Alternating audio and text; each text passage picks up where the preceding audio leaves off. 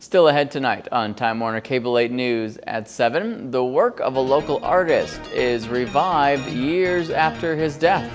Creative connections after the break. Don't go away. 23 years after his death, a local artist is gaining exposure again as part of a show at the Adams Art Gallery in Dunkirk. Works of Lawrence Urbscheit can be viewed all across the county, but many may not know the artist behind the pieces. Cable 8's Katie Cummings tells us more about the show and the artist.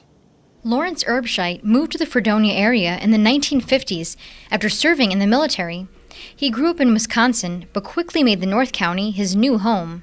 And several works in this show you life from the 60s and the 70s and how different it was. There's one in particular over there that shows you, it's a view from the top of the Rousseau building in downtown Fredonia, and it's looking over to what is now Dijon's, and I think at the time it was Dijon's, but there was a fire 2 doors up, so most of the businesses that are in this drawing have changed since then. And he was the art scene. In the 60s and 70s, if it was happening locally, he was involved. And he was one of the few people that actually was painting local scenes. So that was kind of nice and interesting.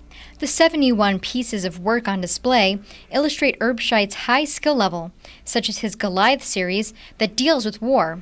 They're all works on paper that are then mounted on the board, but an interesting thing is that he's cut the paper and it creates an interesting three-dimensional effect. Another interesting aspect is he works in encaustic. A lot of his paintings, an encaustic is paint, oil paint suspended in wax. And you basically heat it all up on a hot plate and you work on it while it's hot, and then you adhere it to the canvas or to the board in this case. I know very few artists now who work in that medium. Community members donated 30 pieces in the show, with 40 from his estate. This show is meant to put all the work out for the public to view and also purchase.